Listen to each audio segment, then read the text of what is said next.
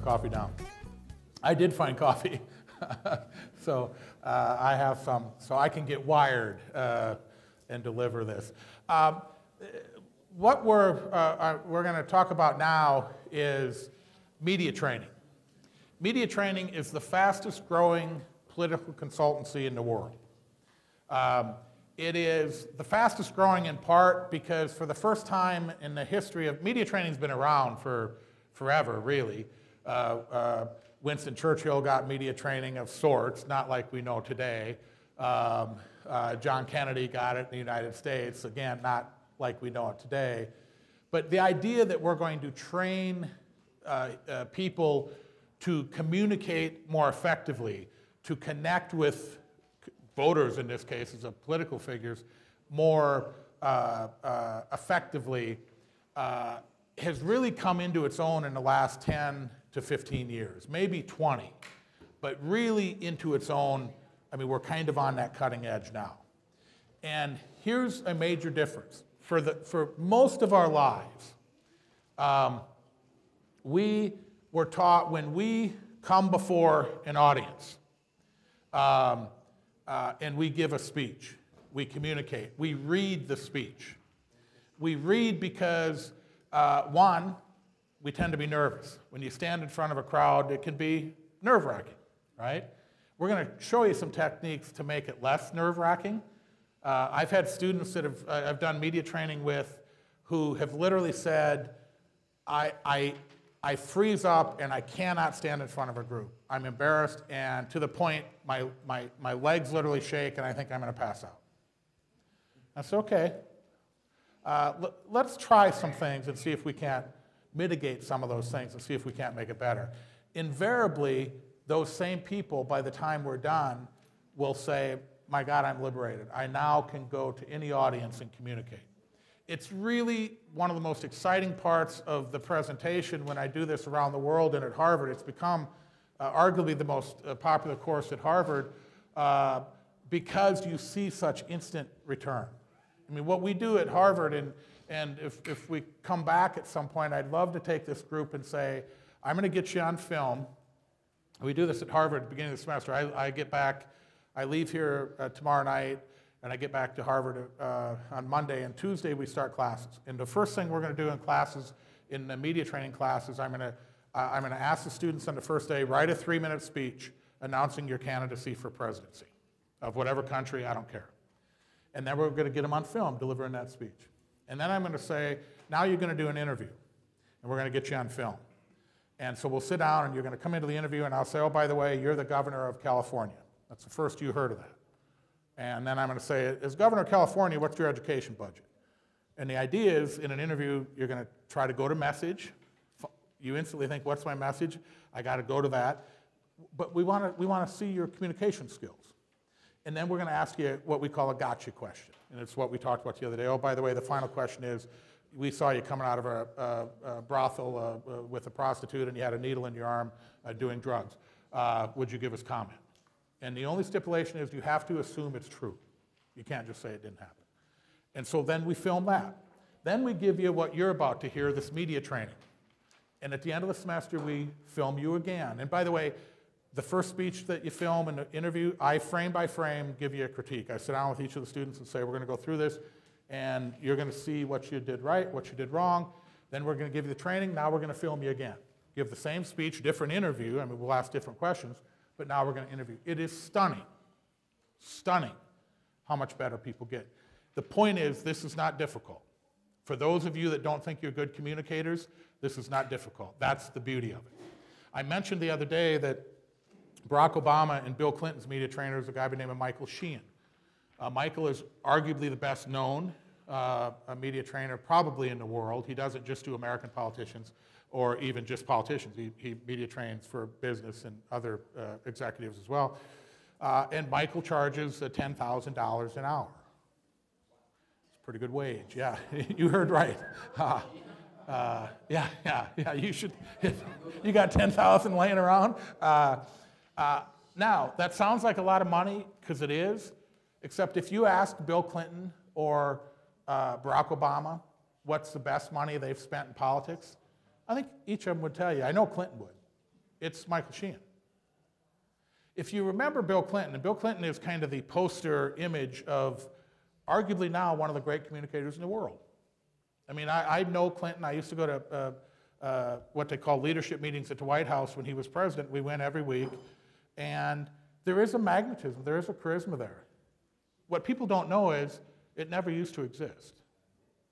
People forget that in 1988, Bill Clinton was this rising star in the Democratic Party. And so when you're a rising star, they give you the keynote convention speech at the national convention. Barack Obama was that person in, when was Obama, 2000? In 2004, right? Yeah, okay. And then went on 4 years later and he becomes president. Well, Clinton in 1988 was the keynote speaker. The rising star of all the Democrat elected officials nationwide, he's the rising star. He gave a 23, I think it was, might have been a 26-minute speech. No applause the whole speech. Commentators, while they were listening to the speech, started talking to each other because it was so boring. And they started commenting on how no one was listening to Clinton's speech. Look at that. He doesn't have the convention. Look at, they're all talking. They're getting moving around. They're doing all this stuff. This guy's horrible, and he's their keynote speaker. The only applause line Bill Clinton got, the only applause line in a 23-minute speech, was when he said, "And in conclusion," and everybody went, "Yeah, yes, thank you. Get off the stage. You're horrible." He was horrible. But Bill Clinton, being Bill Clinton, walked off the stage, looked at his aide, grabbed his arm, as only Clinton does. Clinton's a grabber. And he looked at him and he said, "That'll never happen again, or you're fired." He said, "Get me media training. Make me a good speaker. Find out how I become a good speaker. Find out how I can deliver, because that was embarrassing and I'll never let it happen again." The staffer said, "There's a guy by the name of Michael Sheehan who does media training. You want to talk to him?" "Yes." At this last, fast forward, this last convention in 2012, Bill Clinton gives a speech. It again was supposed to be, I think this time, a 26-minute speech. He spoke for almost 49 minutes. Think of that. That's a long speech, folks. He never lost a soul. People were raptured. People were at the edge of their chair listening to him. He learned techniques you're going to learn today. There was one great story about that. Everyone knows the teleprompter, right? Where they roll when these candidates. Some countries actually don't use, presidents don't use them, but Brazil, I'm sure the president uses. Yeah, okay. So the teleprompter's rolling the speech. Well, it's rolling the 26-minute speech, but Bill Clinton's speaking for 49, which means he's leaving the teleprompter all the time to give impromptu comments, okay? Well, there's a great story that the teleprompter operator smoked. And so he's running, the teleprompter operator's running a teleprompter. There goes Clinton again. Oh, wait, he's not speaking the words. He left, and so Clinton's talking about something else. Well, the teleprompter operator thinks, I'm going to sneak a cigarette, or at least start one, and I'll put it out when he starts going to the speech, and then at least I'll get a couple tokes off my cigarette. He smoked, he lit it, smoked, he's smoking it, smoking it, smoking it. Clinton's still not back in the teleprompter, still ad-libbing, making it up as he goes, smokes, puts the cigarette out. Watches the teleprompter, says, I'll be damned, he's not going back to he's still impromptu. Lights another cigarette. Smokes, smokes, smokes, smokes. Done with it, puts it out. Clinton's still not back in the teleprompter. He didn't lose anybody when he left the teleprompter. He was getting people. He has techniques. He'll do things like, let me tell you this, you listen to this now, you listen here, you write this down, this is a good one here. You ain't gonna believe what the Republicans are saying about Barack Obama. Listen to this. Real folksy, real folksy. It's all an act. He knows that works. They've tested that. People love that. Right? The number one comment when they focus group Bill Clinton and they say, what did you think of that speech? People say, I felt like he was in my living room. When people can say that, you got him. Right? Think of what I just said, in your living room. When you and I communicate, I don't say to you, hey, how was dinner last night? It was great. Did you like the food? It was terrific. Yeah, and what was that drink we had? It was really good. Yeah, it was, yeah, okay. right? We don't talk like that. Hey, that was fun last night. We had a good time, and you brought me that drink at the end. You shouldn't have done that. It was a shot of something that tasted like, I don't know. This is how we talk, right? It's very animated. It's very personal. We make eye contact, okay? I mentioned yesterday that the two actors they brought in, one made eye contact, one didn't. People loved it.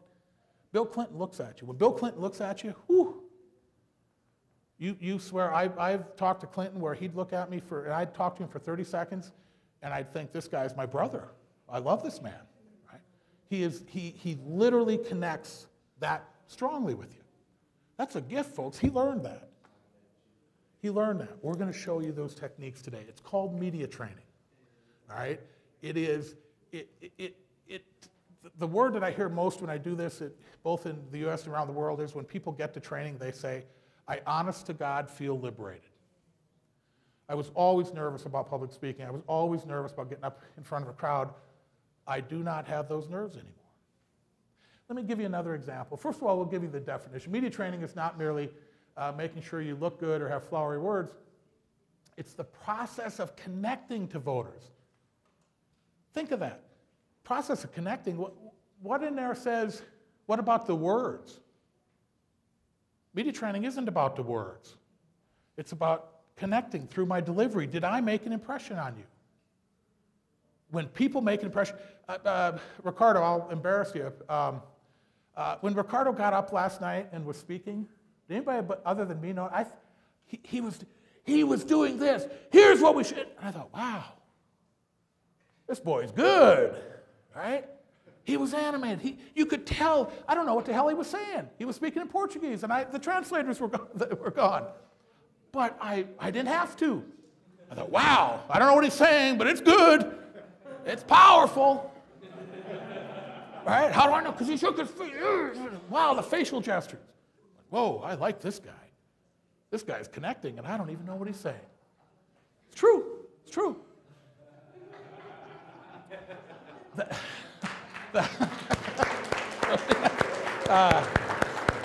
We're not worthy. We're not worthy. But think of that. It's the process of connecting through the use of voice and body language. Where are the words? Where are the words? The words aren't in the definition because the words are the least important part of the definition.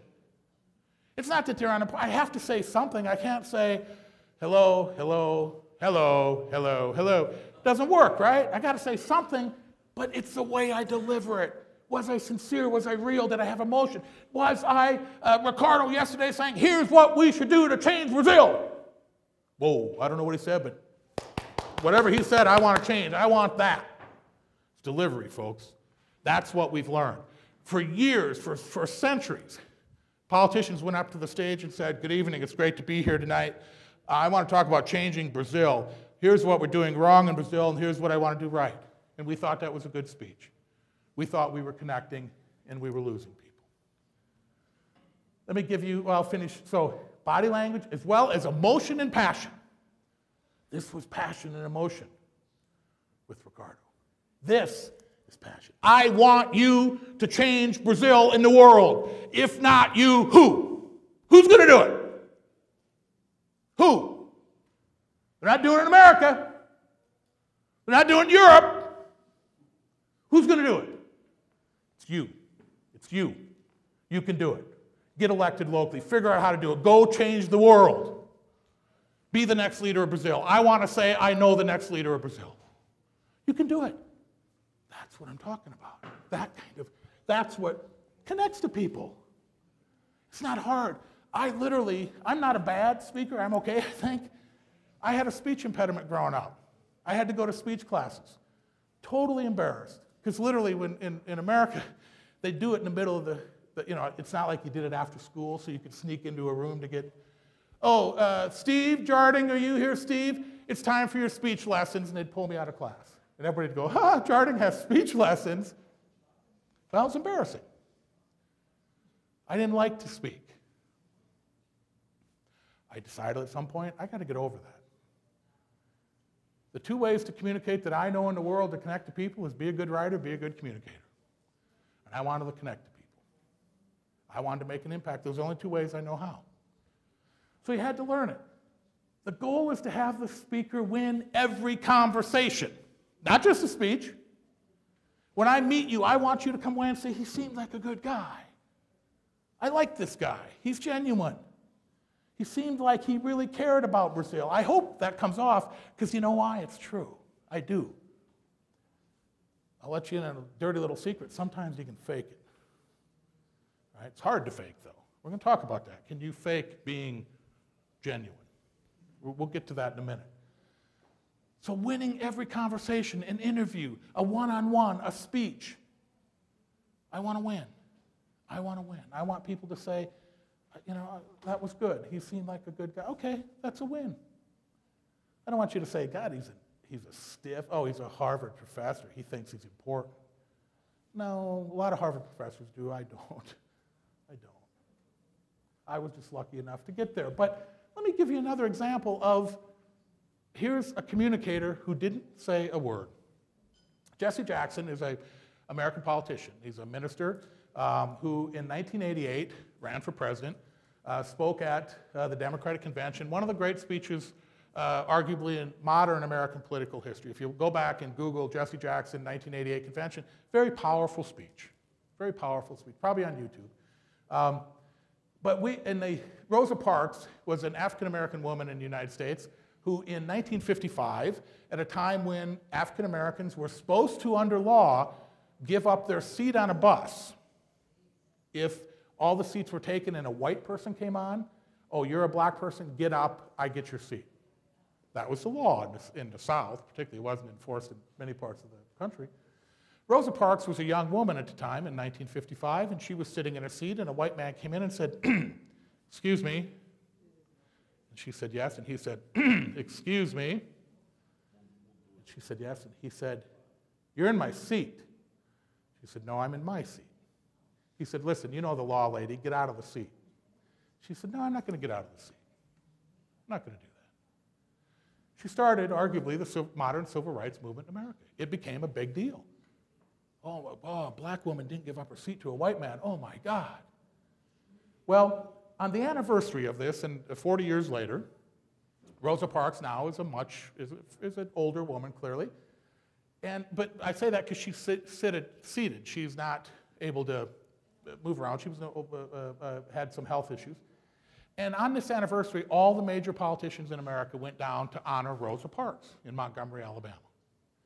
And they went down and they had what we would call a cattle call. They went and said, you know, Miss Parks, congratulations, thank you for your contribution to our society.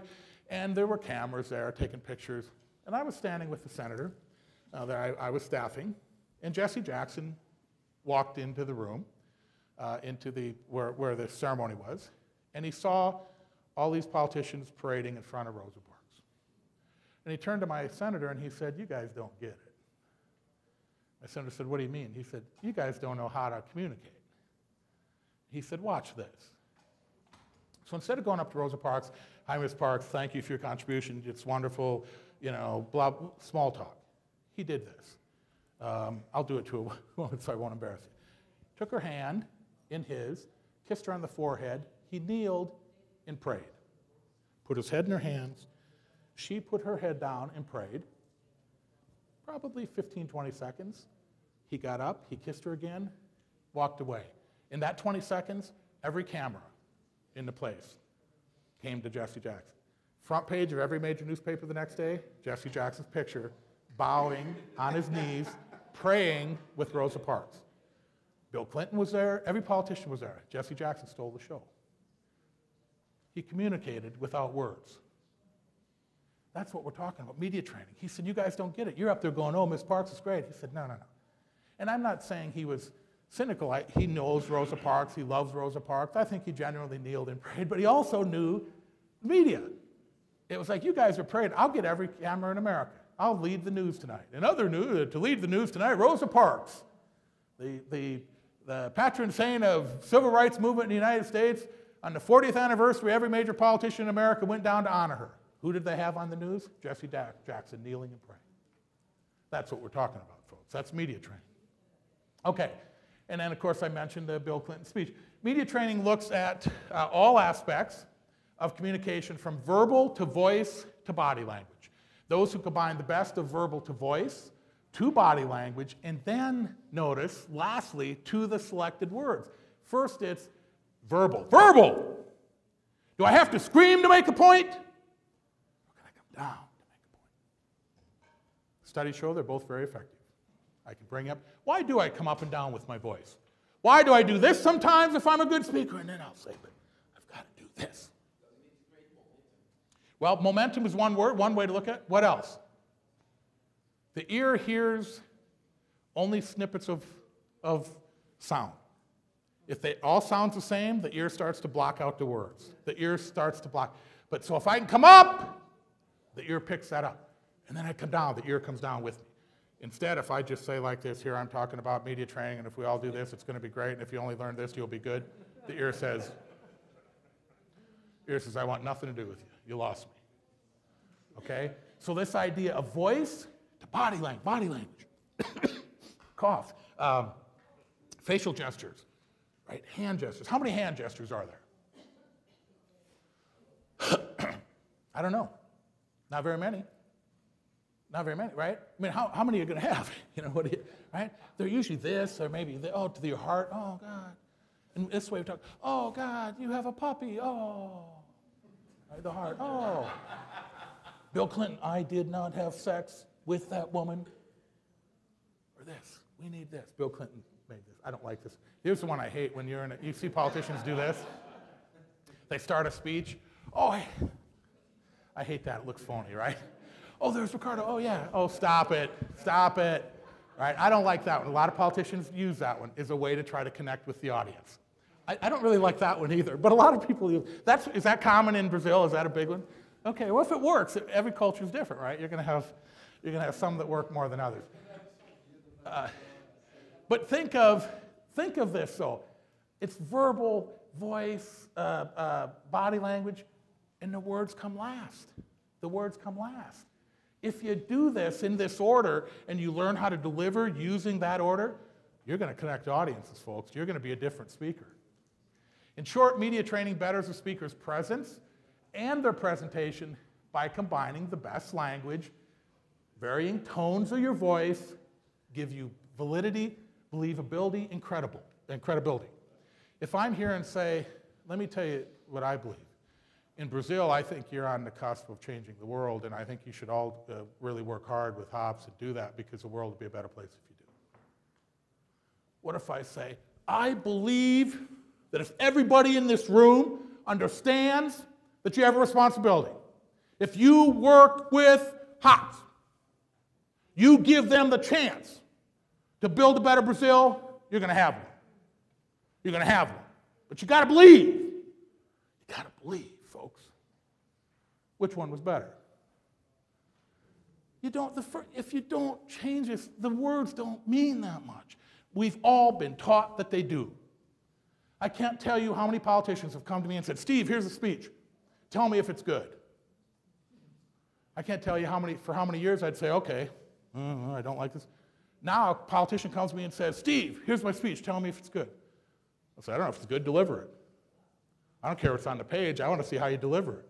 Then I'll tell you if it's good. Okay? True. True. Okay. The best of language, varying tones of your voice, give you believable and credible. When I said, I want you to fight for Brazil, it matters what you guys are doing here. That's credible. That's believable. I want you to fight for Brazil. What you do matters here. Not so believable. Not so credible. It doesn't look like I believe it. Why should you believe it? Okay? Think of the difference. And by the way, work on this. It's so easy now. We used to do it in front of mirrors. When we started media training, stand in front of a mirror, which is obnoxious, right? Because it's hard to watch yourself that way. But now you can use your cell phone. Just film yourself. And watch yourself on film. You'll be stunned. You'll be stunned. Normally, the first day of class, I'll say, how many people in here think you're good speakers? A bunch of hands will go up. And I'll say, you're not. Don't get cocky. We're going to show you how to be, but you ain't yet, son. You ain't yet, okay? Okay, so you use gestures and body language, and they support the words, okay? They bring the words to life. That's what we're talking about. We call them media techniques In every 5 words, you should have a media trick, a media technique. It could be accentuating a word. It could be a pause. I think I mentioned here, this is what tested. The strongest, most powerful word in the human language is what? The pause. The pause. Let me tell you one thing.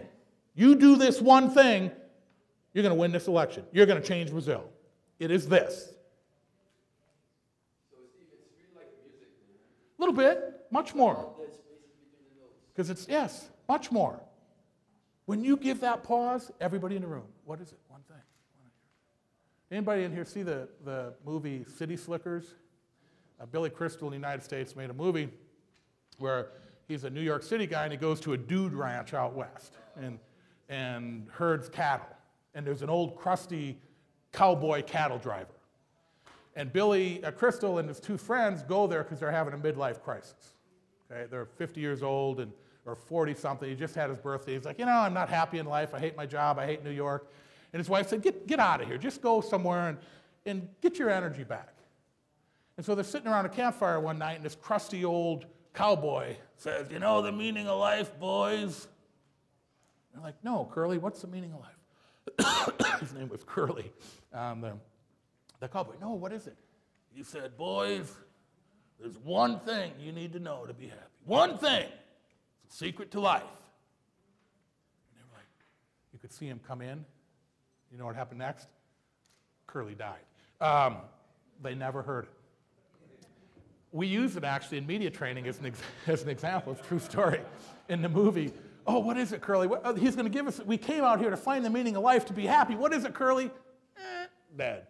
But it's a great example of the pause. One thing, and he pauses, and they're all like, oh, what is it? What is it? The pause. Put that in a sense. Accentuate a word. Maybe a series of words that sound the same. Iteration. You change up in every 4 or 5 words, kind of like music. You make a change, the ear hears it wonderfully. You string 10 words together that sound the same, not only do you lose the ear, but now the ear tries to catch up.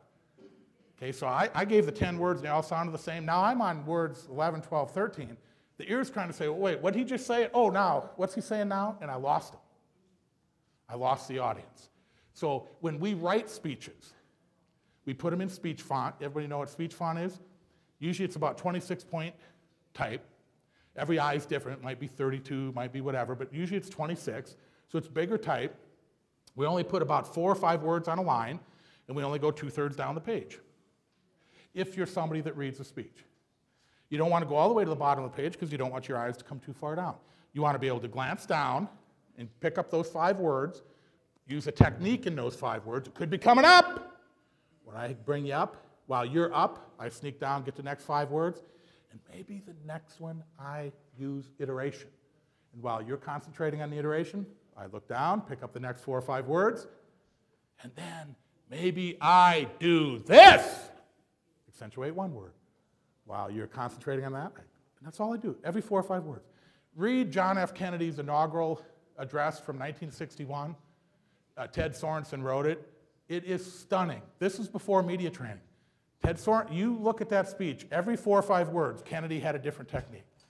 It was considered one of the great political speeches, certainly in American history. It was stunning in how he delivered it back in 1961. Yeah, the one, his inaugural address when he was sworn in as president. Okay. How you look matters, right? We'll talk a little bit about that. I've done this in class where I'll come in and I'll have a wig on and I'll have an earring and I don't have tattoos. And in America, although kids are doing it, and people look at me and they'll think, God, this teacher looks weird. That looks like a toupee. And I'll take it off and I'll take the earring out and I'll say, how you look matters, folks. You just made a judgment on who you, and they don't know me, on who you thought I am. How we look matters. The rule is normally, don't let how you look determine people's first impression. Okay? So if you're wearing gaudy clothes, you're wearing heavy jewelry, you're wearing heavy cologne or a perfume, If they can smell me before they can see me, it's probably not good. All right? So you want to be professional, but understand. The first thing I want you to see when I walk into a room is this. Hi, how you doing? What happens when I smile? What'd she just do? She smiled back. It's contagious. It's natural. Somebody smiles at you, you don't go, right? You tend to smile back, right? Oh, hi. That's right? Smiles, universal language, folks. Anywhere in the world. There's a great study where they literally got people who said they were racist. They didn't like people of color. These were Americans. And so they'd show photos of people, their body language, of people of color, body language, right? Then they showed people of color who were smiling. And they noticed these racists were smiling back. And when they asked them, what'd you think of this picture? Where the people of color weren't smiling, they'd say, I didn't like it. What'd you think of this one? Well, they weren't so bad. Well, they're people of color too. No different. Same people in one instance. They tried to, said, well, something about it. It was a smile. You walk into a room and you smile, you connect, you shake somebody's hand, how you doing? It's a big deal. That's what you want people to see first. It always amazes me when people speak, right? You'll see politicians walk into a room. Good evening, it's great to be here tonight. I wanted to, whoa, what are you doing? What are you doing? You come into a room, first of all, you make eye contact. How you doing? How you doing? There's something we call the box 4. I look in 4 corners. Not necessarily in the same order. I don't want to do this, but hey, how you doing? I look at somebody back. When I look you in the eye, everybody else sees me looking you in the eye. It's as though I'm looking at them. And I smile. How are you? Good to see you. Thanks for coming out tonight. It's great to see you. Thanks a lot. Great crowd tonight. This is terrific. You guys are great. Everybody notices. And they form an impression. They form an impression. It's body language. It did it, folks. It had nothing to do with my words. I'm making small talk here, right? How you doing? God, it's great to be here in Brazil. It's a wonderful, the weather, and the food, I ate like a pig last night. I'm just making small talk, right? But I'm trying to make a connection. Does he seem genuine, nice? Do I like him? Because that first impression is huge. If you ever see, or if you're a politician and you ever walk into a room again and just do this, I'm gonna come after you. I'm gonna find you. Don't do that. Make that first impression. Smile, studies show, is the most powerful symbol in the world. It's universal. It sends a signal, and it's always positive. Oh, they seem friendly, right? We smile. And as I said, normally when you smile at somebody, yes, thank you. That's never happened where they didn't smile back. That's a big deal, okay? But that's what we're talking about. So it all starts with this idea. We're going to try to retrain the way you've ever thought. Everything we've begun this with is to say that we haven't talked about words at all for the most part. It's presentation. It's delivery. Okay. But how you look matters, how you sound matters, how you connect with your audience. You change your voice. You change your body language. That is sending a signal. That is giving people a sense for who you are. Good speakers will use flowery language. Ask not what your country can do for you. Ask what you can do for your country. The hottest places in all of hell are reserved for those who in times of great moral crisis maintain their neutrality. Dante. Right? The words are not unimportant, but the delivery, man, you're either going to win them with the delivery or you're not. That's all we're talking about, folks. So flowery language is good. Dante's the hottest place in all hell. That's okay. That's fairly well known throughout the world. So one of the passages of that the world cites. But it's how you deliver it that connects. Okay. Great speakers connect with the audience with such force that message matters less than the impression left with the audience by the presence. Did I have a presence? Okay. Remember, too, that when you communicate, your ultimate goal is to get a message across to your audience. So message development, we talked about how you develop the message yesterday. Now we're going to try to help you deliver that message to connect to your audiences. Message development is fundamental and is the first step to connection. We've gone through that. Hopefully you have a better sense on what should go into a message to connect with people emotionally, and you're talking to people where they live and what's in their heart. Now we're going to try to help you deliver that message. Okay, this one I love. Studies show that people believe far more of what they see than what they hear. I don't care. You find the most famous speech a Brazilian has ever given. And you test Brazilian people, and they'll say, words, it's not what I heard, it's what I saw. How was the delivery? Did whomever delivered it, did they connect to me? Everywhere in the world, this is universal studies. Okay, this is the one I mentioned the other day. This was a stunning study, a worldwide study. The findings here were so dramatic that the researchers went back and actually retested. They said, this can't be true. They gave speeches in, I don't know how many countries around the world, and then they would get people's impressions.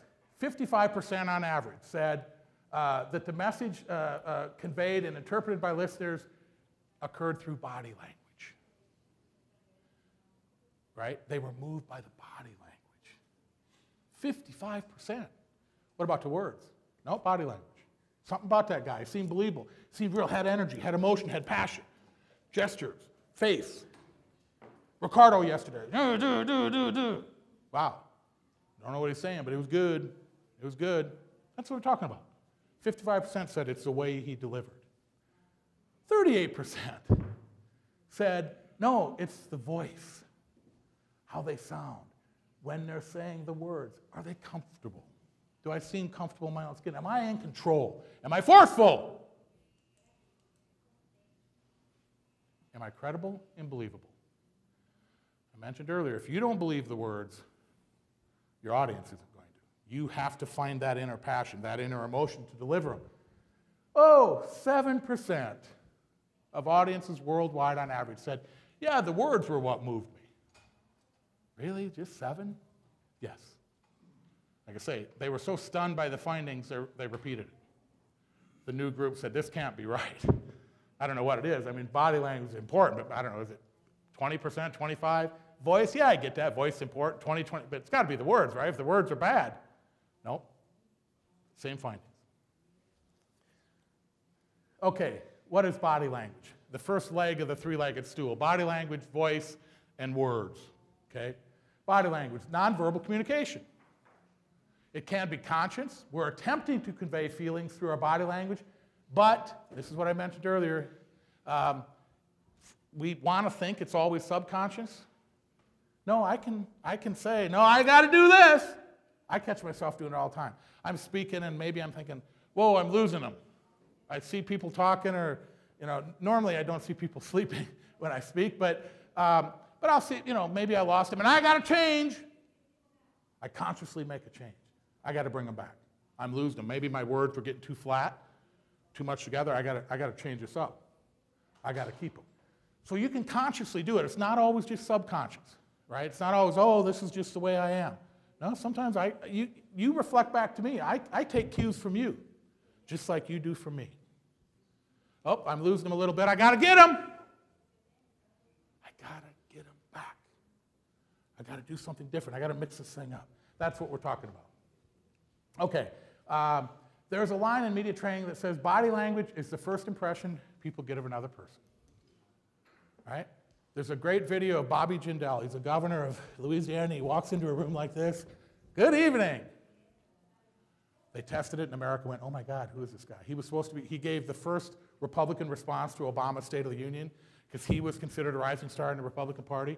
He set his career back 10 years. He did, because he entered the room and he literally was walking like this. Hi, America, I'm Bobby Jindal, the governor of Louisiana. He literally talked like that. And everybody went, oh, who is this guy? And again, clearly he had no media training. He should have fired his staff. I mean, either he didn't practice or he was doing this and his staff, he didn't have a manager who could stand up to him to say, Governor, you look like an idiot the way you just walked in. And what's this voice? You got to change that, Bobby, right? I mean, if you, again, pull up the YouTube, it's stunning. It's awful, right? The first impression, do you come in, hi, how are you? Good to see you, make eye contact, how are you? Now he's responding to the president's speech, so it's not an audience, but he could have come in slower. Notice how Obama walks, or the leaders walk when they come in. They're very deliberate. They're not slouched over. They tend to either be maybe they're serious depending on the topic, but they're very presidential, very professional, whatever it is. Do we have a microphone?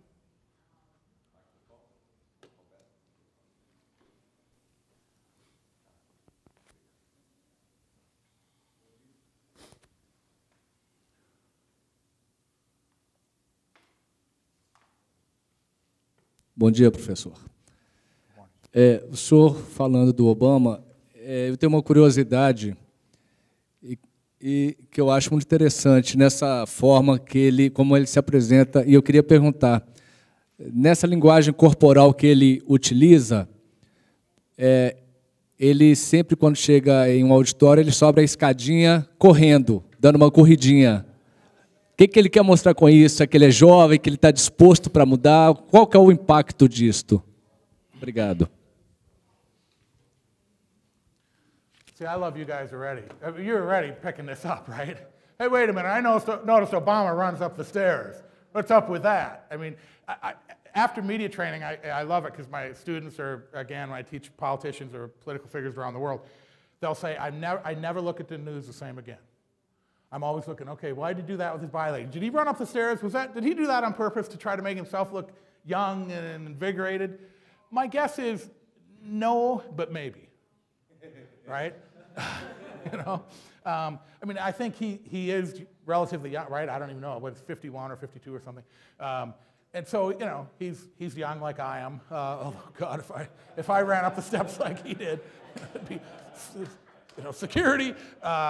So I probably couldn't do it, but yeah, he does. I've noticed it. I mean, you're not alone. It's like, God, he always runs up the steps. It's possible that somebody said, somebody in the staff said, one of the things that America likes about you, which is absolutely clear in polls, we remember Jack Kennedy very fondly, the Camelot years, the young president with the young family. And I'm sure they polled that, and one of the things people liked about Obama was kind of like that there's kids in the White House again. There's little kids running around, and, you know, he bought him a dog and, you know, the pony or whatever it was. Oh, so show that you're young and invigorated. So it's certainly possible. But you will find when you're done with this, I watch the news now and I'll think, oh my God, his facial gesture was horrible, or, you know, or he was slouched over. We're going to show you before we're done today how you sit during an interview, how you stand. Any of you speakers, do you rock when you speak? You'll see speakers do this a lot. It's a nervous habit. Put one foot ahead of the other, and you'll never rock again. Because if you do, you'll fall over, right? So you won't do it. Simple little trick, right? One foot ahead of the other. I can't rock anymore. I can still turn, I can still do this, but if my legs are spread sideways, now I can do this. And it's distracting. When I'm doing this, you're not necessarily paying attention to me. You're going, why is he rocking like that? What's up with this guy, right? I'll give you another one. This is a media trick that we did in my company. Have any of you been at events, well, I'm sure you have, where you yawned? You're in the middle of a conversation, you're tired, and so you yawn. Or somebody else yawns, and a yawn's contagious, right?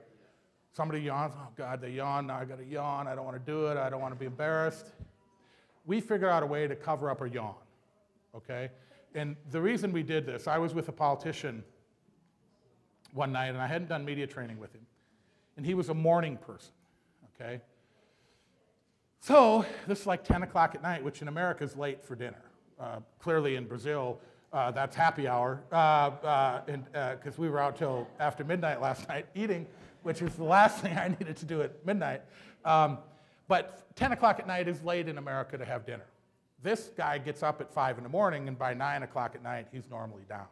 But this was a meeting with donors that were going to give a big amount of money and raise money. So we meet with them. It's a man and a woman, husband, wife. So we're sitting there, and you know, they're looking at him. He's the candidate. And he starts doing this. Yeah, that's good. That's a good point. Yeah, no, I agree with you there. You know, it just fires me up when I hear that. I'm really emotional about this. So yeah, and he literally, I mean, this is kind of verbatim what's happening. And so finally, and I'm like, what are you doing? Why, you know, we're going to lose this. It's embarrassing. This is offensive. And by the way, when they test it, it tests one of the most offensive forms of body language when you're talking to somebody and they yawn. Because why? You think, are you bored with me? Really, you're yawning? I think this is so important. Yeah, Steve, that's really important, right? I mean, I lost you. So he's sitting there, and he keeps yawning. And finally, the woman says, she stops talking, and she was really making this emphatic point. And finally, she says, are you okay? You seem really tired. And he's like, no, I'm good. I'm good.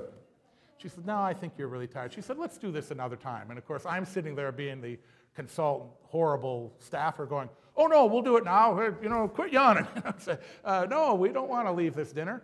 And finally, she says, no, let's go, honey, to her husband. She said, we'll do this another day. They never called back. We never heard from them again. So it was like, well, we got to do something about this yawning thing. So we devised a way, and we found, we were like, well, how do you hide a yawn? I mean, right? I can't do this. I'm still yawning, right? That's still offensive. So does anybody know this, the answer to this? How do you hide a yawn? You do, don't you? Because you heard it.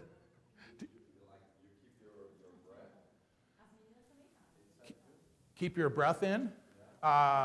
It's hard. I got to yawn, because the yawn,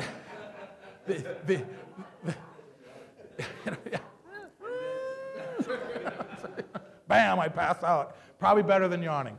No, not necessarily, because the yawn is one of these involuntary reflexes. It's going to happen, right? And it is contagious. Well, here's the simple answer. Roberta knows it. We must have done this in Spain, right? Or last year, maybe we did it. So I'm talking to Roberta. What's that? Oh, it's in there, so you guys know it. Oh, you guys are cheating. All right, well, I'll tell you. It's in your notes, so those of you that cheat, clearly you have a political future. No, the muscles you use to yawn are the same muscles you use to cough. And we can all feel a yawn coming on. Oh, God, I'm going to yawn. I don't want to embarrass. Excuse me. Tickle in my throat. I don't know what that is, little tickle. You're not boring, it's just a tickle. Right? I mean, let's try it. You start to yawn, and then you feel it. You're taking that breath in.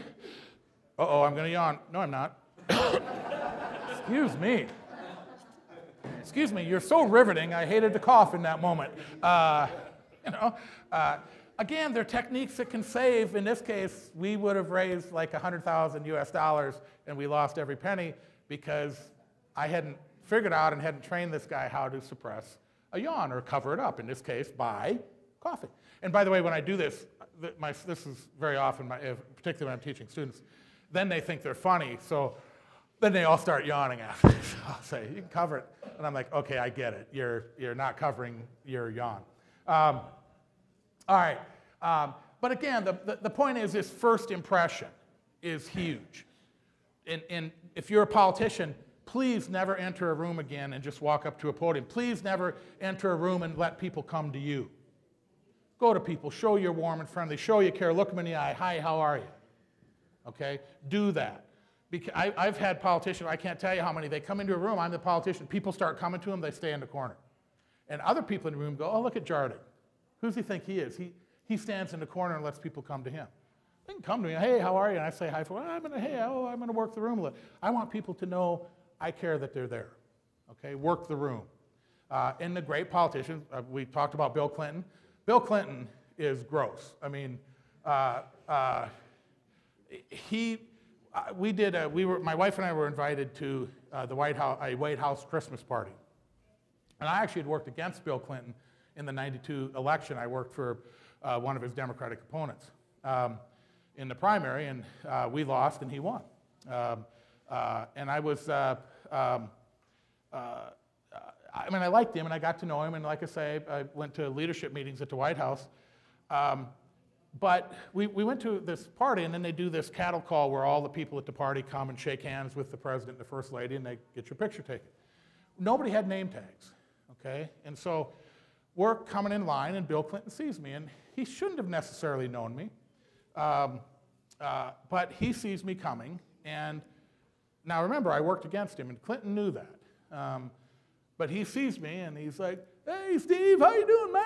Good to see you, man. I'm glad you can make it. I hope you enjoyed the party, man. This is terrific. Oh, is this your wife? Hey, good to see you. Yeah, Brenda, this.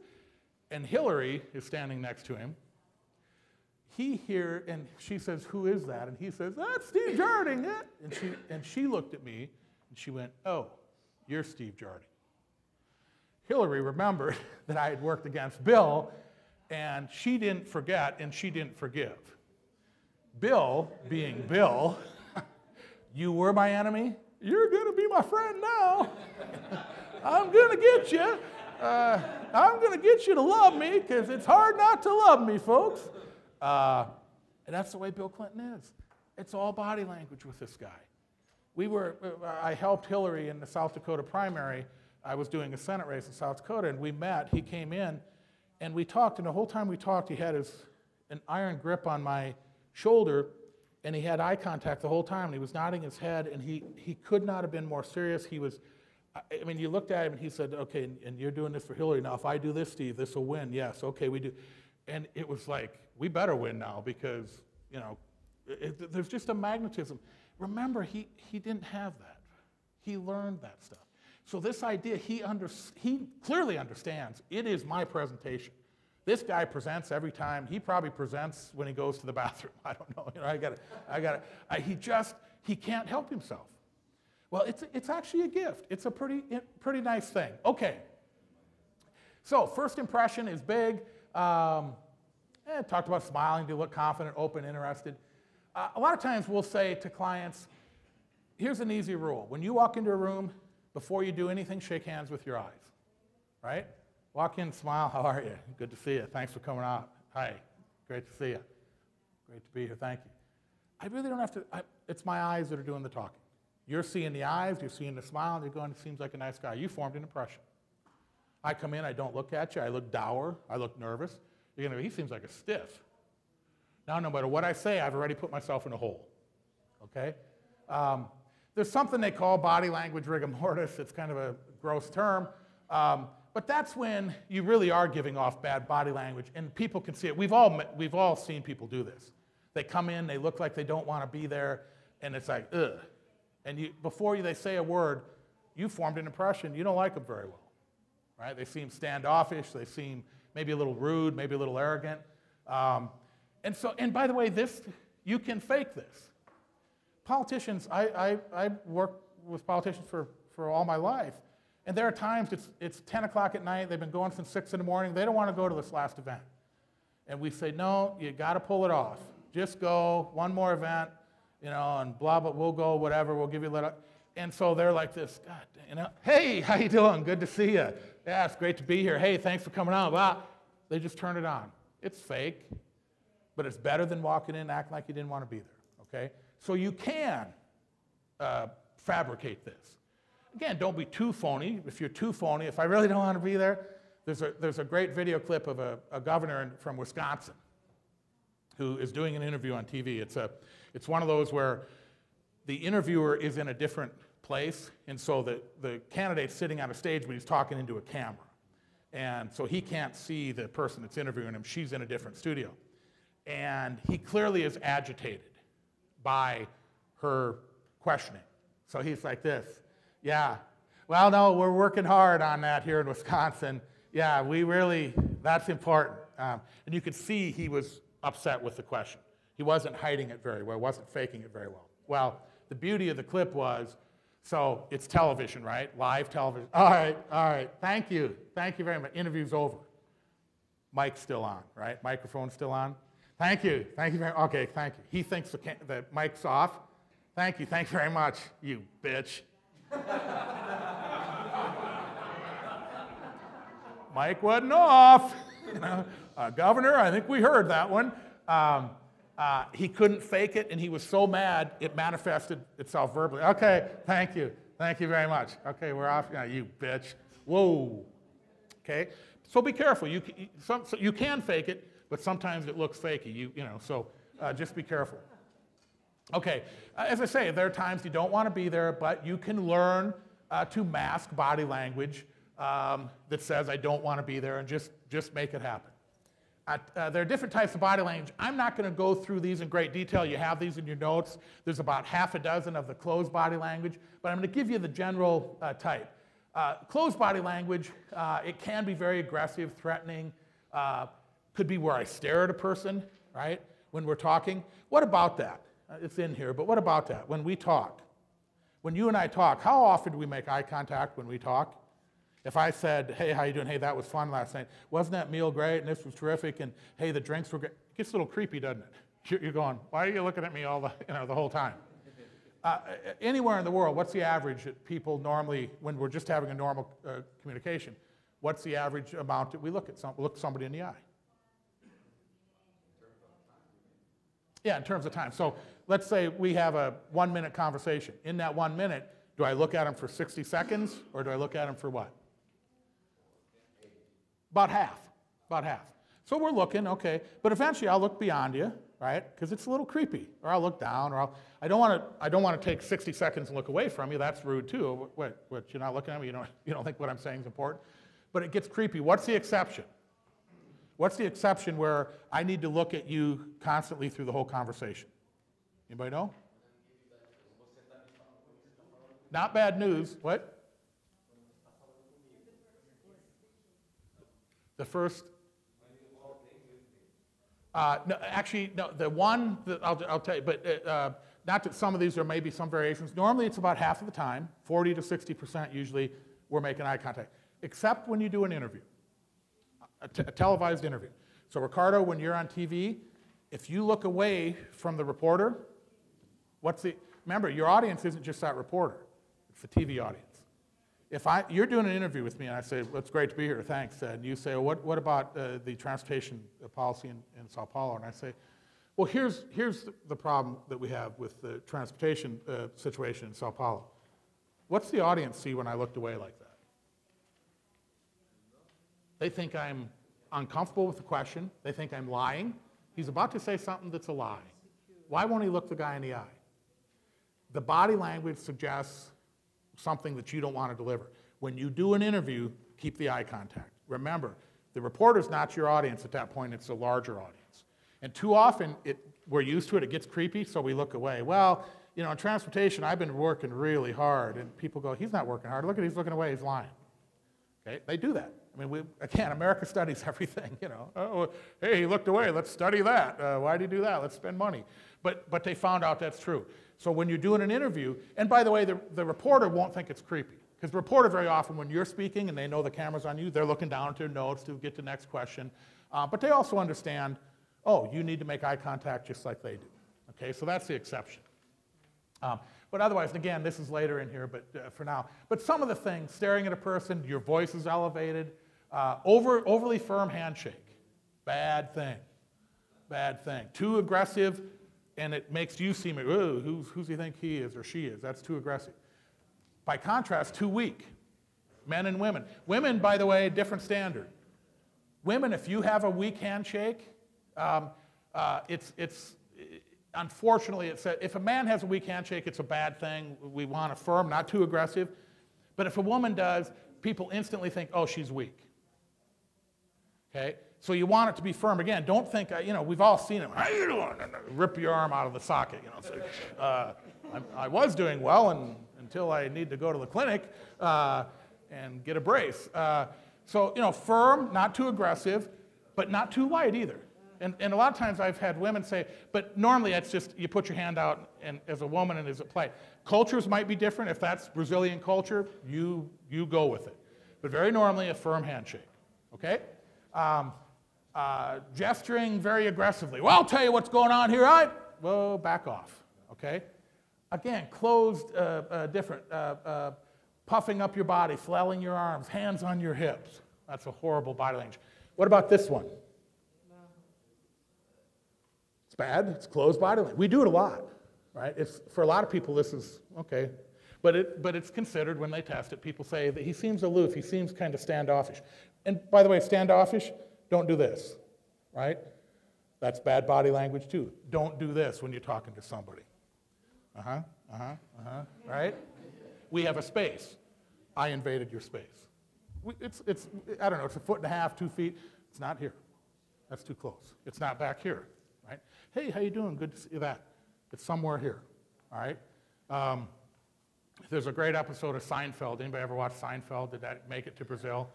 And it was called The Close Talker.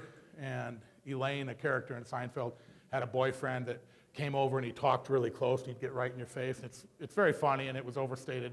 But it's a great example. We've seen people that do that. They talk to you and they just get too close.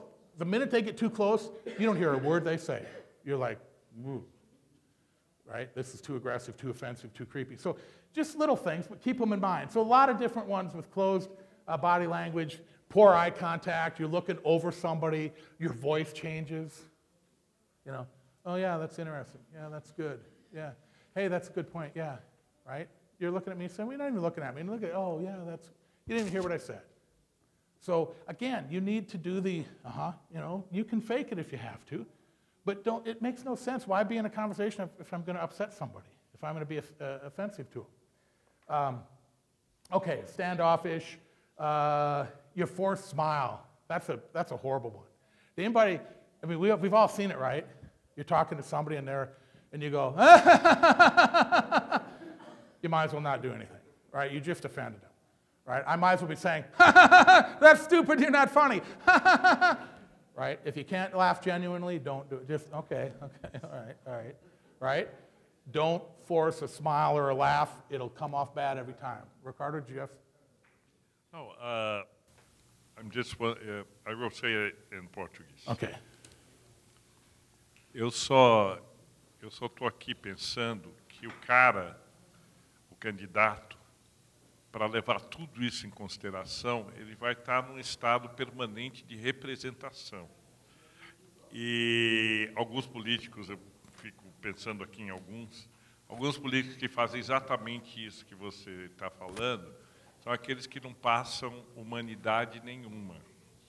Então, como é que você faz o balanço, né, equilibra isso, calibra essa prontidão sem perder a espontaneidade e, enfim, a humanidade? Yeah, it's a great question. One of the things I mentioned yesterday was I never want to change who you are. I never want you to be somebody you're not, because it'll almost always come off bad. So I normally do this, and I've been in this situation where I've been a keynote speaker or I've been a guest, a stand-in for a senator or a governor who couldn't make it, and they asked me to give the speech. And I didn't want to be there, and I didn't want to work the crowd. You know, it's late at night, I'm on the road. But there's what I normally do, and it's a great question. How do you not be disingenuous? Isn't that, there's something kind of unsavory about that. I normally look and say, listen, I believe in my cause, okay? I believe that, you know, okay, I'm standing in or I'm giving this speech or I'm Ricardo or I'm at an event. You know what? These are the people I'm representing. I respect them enough that it's not really a show. I mean, I have to, for me, put it into that lens. Because there are times you're not going to want to be there. And I'm sure you've been there dozens of times. It's the end of the day, you're exhausted, or the end of the week. And I got a reception at 10 o'clock at night, and I don't want to be there. I mean, I want to be in front of a TV. I want to be anywhere but there. But I'll normally say, hey, those people came here, out of the goodness there. They came here because they believed in something. I can at least show them the courtesy of saying, thank you and meaning it. What happens normally, though, and I hope this happens with everybody, I can literally be, oh, I don't want to be there. But you know what? You walk in and you see the faces and you smile and you go, you know what? This will be fine. You say, hey, how you got it? I haven't seen you. You're back in California. You're interning there. That's wonderful. And we you find that commonality. And I mean, other than that, Ricardo, it's some people will fake it. I mean, my caution would be careful if you have to fake it, because normally people, it's kind of like that laugh. Oh, you can't fake it. It's either funny to you or it's not. I either want to be there or I don't. So I've told politicians, or I'll tell them, they're like, I don't want to go. And it's like, listen, those folks are there. They paid this money, or it's midnight for them too. Okay, they could be somewhere else. Just go in and do them the honor. I mean, they're showing up because if it wasn't for them, you wouldn't be here. You're right. Okay, and they go in and they do fine with it. But it's a fair point. When I say you can turn it on, I don't necessarily mean fake. It's like you know, I mean, yes, I want to smile, but hopefully somewhere inside of you, you're like, oh, okay, oh, God, I haven't seen you. It's good to, okay, now I'm back into it.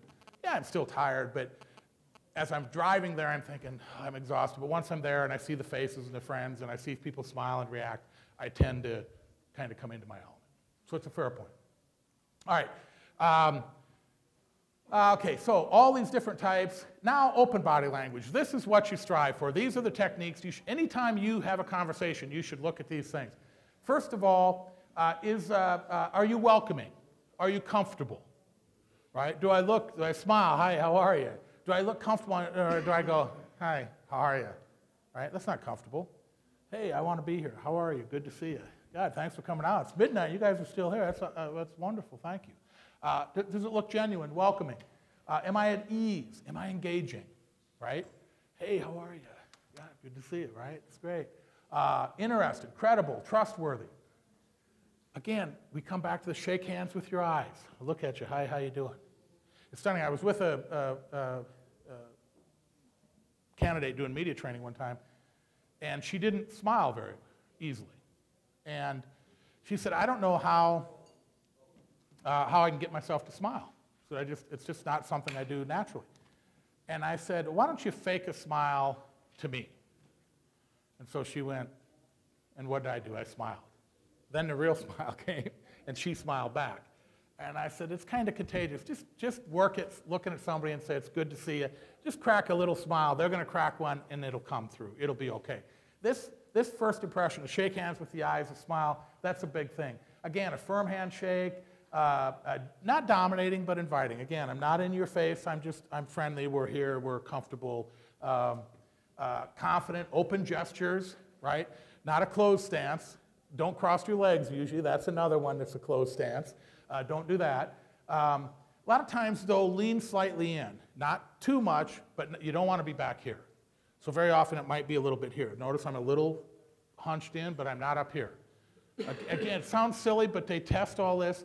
And people that do these techniques, when they asked people, they say, he seemed very friendly. She seemed very warm. When you do any of these little things, it does change. They're not hard. For most of us, they're natural. It's how we greet our friends. I'm just suggesting try to make sure that you recognize what you're doing and use it all the time. Okay, this one's great. Remember, body language is a two-way conversation. It's a living exercise. You go into the conversation intending to convey warmth, interest, confidence, but you're constantly reading the signals that the person's giving back to you, and you're responding to them.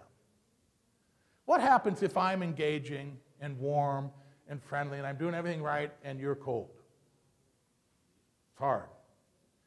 Very normally, you have to figure out what's your, some way to connect.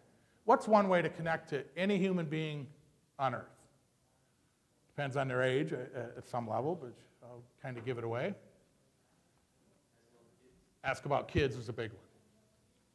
Oh, so yeah, they're married. You got a wedding ring. Oh, so you have kids? Oh yeah, I got 3 kids. You ask me about my kids, I light up. Oh, I got twin boys. They're 21. They're great. They're terrific. Great athletes, great baseball players. They didn't get it from me. They went to the Little League World Series. They each pitched a win. You ask me about my boys, I'll talk all day. But what did you do? You made a connection. Right? You get them to talk about something that they want to talk about. Get them to talk about something that excites them. So tell me about, where'd you go to school again? Oh, you went to the Sao Paulo University. Yes, I did. Okay, tell me about it. Okay, I got them to talk. Sometimes people are standoffish. Let them do the introduction. Right? Sometimes they're standoffish because they're nervous. You're a politician. Oh, hi, you're Ricardo. You're the next president of Brazil. You're the consul. Everything comes back to music or sex to you. No, it is a little bit like flirting, I suppose. I haven't flirted in 100 years. I don't know what that is anymore. But yeah, but so I'm here, but you're not reacting. So I need to try to open you up a little bit. So try to get them to say, oh, well, tell me a little bit about, tell me about yourself. We like to talk about ourselves. We love to talk about our kids, our families. Again, all you're trying to do is make an impression that you care. I'm not being disingenuous. I actually care about your family. You're getting married, right? You get married someone from Boston. Well, tell me about that. I care about that. But now, if that's what opens you up, that's what opens you up. What you don't want to do is they're standoffish and you're like, Okay, and all of a sudden you get uncomfortable, okay? The point is, we read each other and we respond. That's why that smile is so important. I guarantee, try this. When you go out, walk up to somebody you know and smile. I guarantee you, virtually 100% of the time, they're going to smile back. Rarely do you say, hey, how you doing? And somebody goes, I'm good. Yeah, who's asking? What do you care? Right? You don't do it. They smile back. Universal language, universal. People love it. They read your signal. If you go in and you're stiff, they're going to be stiff. Okay? Best communicators in the world work to make sure their body language complements their words, and they reinforce each other. We pick up people's body language and reflect it back. Okay? If they have bad body language, I don't want to reflect it back. I want to change it. That's what I was just talking about. Okay. Gesturing. The use of gestures. People naturally use gestures to make points, accentuate words, even if they don't realize they're doing it. Studies show that gesturing makes you look more natural. Think about it. You're talking to your friends, at a party tonight. Hey, how you doing? Yeah, good. I don't look natural. Hey, how you doing? God, good to see you. Did you see that soccer match? Oh, my God. What? Were you at that Hops thing? That Jarding is a blowhard. I've never liked him. You're animated, okay? That's what we're talking about. Gesturing, you move. You have natural move. We do it naturally with our friends. What we're trying to do in a media training is get you to do it all the time. Don't be nervous and think, oh, I'm nervous, because you want to be natural and reflective. Okay, not using gestures forces people to concentrate on your face. What's the problem with your facial gestures? They can be powerful. I did not have sex with that woman. Right? That's powerful, Bill Clinton. They also can, however, be what? It's hard what? It's hard to control, which is where I'm headed with it. Sometimes the face can't lie. You having fun? I'm having a great time. This is great. The Wisconsin governor. Yeah, that's a good question. Thanks for asking it, huh, bitch? He couldn't hide it. The face gave it away. He didn't know he was doing that. But you watch it, and he was pained. The face, so you don't want people necessarily to concentrate in the face unless you're Bill Clinton and Michael Sheen said, you look and that face better be serious. When Ricardo last night, this is what we're doing. Okay, the face was powerful. Sometimes the face gives you away and you don't want all the concentration to be there. Okay, studies show that when people use their hands to gesture and support their voices, words actually increase the inflection. When I do this, excuse me, when I do this, right, my voice changes, as opposed to when I do this, doesn't work. Gestures actually can change your tone, make you more powerful, more believable. Gesturing, by the way, allows you to set your pace. Virtually every one of us anywhere in the world talks too fast. I plead guilty. Gesturing slows you down. Okay? We tend to talk too fast, sometimes because we're nervous. Right? Certainly when we give a speech, very often we talk too fast because we're nervous. Gesturing can slow you down. That's why we do it in part. Okay, studies show that gestures actually help people remember what you say. Imagine that. I'm doing this. If I say, there's one thing you should remember, or there's one thing you should remember, that gesture probably grabbed you, and you're going to remember that. The words much more because of the gesture. So in short, gesturing helps control my voice, my tone, the inflection of the words that I use, the pace of the words. Okay? Think of all these little techniques. You've learned about 30 of them already. They're not hard, none of them. You can see that. Just practice them, work with them. I'm going to skip over this one, look at it in your notes. There's something called diaphragmatic breathing that will teach you to breathe so that you can only speak in 5-word sentences, or you run out of breath. And it's basically breathe in, stomach out while you're breathing in. You're taking enough air into your lungs that after 5 words you kind of run out. It forces you to stop and start speaking, where now I can change a word technique in each of the 4 or 5 words. And so it forces me to slow, and it'll make my words much more powerful. So, all right. Look at that. I know we're about out of time. There's so much of this media training. The voice is the third leg of the 3-legged stool. These are some of the techniques that you can use to change your voice. Resonance, the intensity of your word. Look at how the difference. If I said, the intensity of my words matter, as opposed to the intensity. You want to use words that are descriptive. Intense is a great word. And I do that all the time. I'll look at speeches, and they'll have a word, and I'll say, nah, or instead of intense, they'll say, it was, the speech was interesting. I said, what's interesting? No, the speech was intense. That's a good word, right? Descriptive word that people can respond to. That's resonance. What's the intensity? The quality of the sound of your voice, the timbre. The quality. Pick the syllables, right? I'm just changing it up. I want you to hear something different. The ear will pick that up. The volume or the volume. Up or down? Yeah.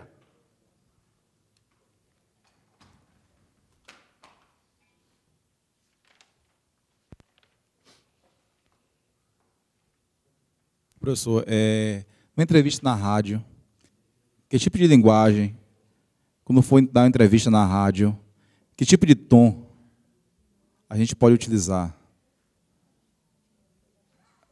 E outra situação, no parlamento, quando você vai no embate com um colega, que às vezes vai enfrentar você, ou então vem contra você, que tipo de linguagem a gente também pode utilizar?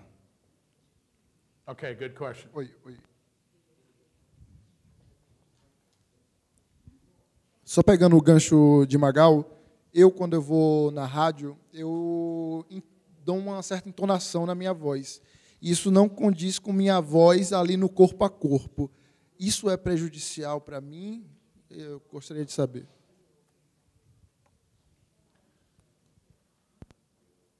Both very good questions. You're clearly learning this already because these are the things you would normally ask. Well, is this the right way when I do an interview? The normal rule is give an interview as though you're being televised. So the gestures do matter. A lot of times I'll see politicians, I'll work for politicians that have media training, and they're doing a radio interview, right? They have the headphones on, but they're not doing, well, this is why it's important. They're saying, you know why this is important? They're still doing it because that's what brought the voice out. It doesn't matter that people didn't see it. The problem is, oh, I'm on radio, they're not seeing it, so now I think that we can change, I lose the intensity. Remember, gestures help bring voice and intensity. I want that intensity as a rule. The simple rule on radio is be conversational, right? Be genuine, be real. But I don't necessarily want to lose that passion either. If I don't gesture, my passion tends to go away. So even though there's not a camera, you tend to want to keep that intensity. And like I say, I'll see it all the time when I do interviews. I do radio interviews. I'm all over because I want that to come through. And the same if you're, whether it's you're in the floor of Parliament or whatever, and yeah, that may be different because there's cameras or some opponents there. You never want to be out of control. They have what they call the TV box when you gesture. You normally don't want to flail when you gesture. We need to do this. No, normally not good. Keep it in the TV box. We need this, but not this, right? Because in a TV screen, the camera would have to pan way back to get you in, and you don't want the camera going in and out. You want the camera to be able to be on you, so you keep within the TV frame. And so your gestures tend to be more controlled, okay?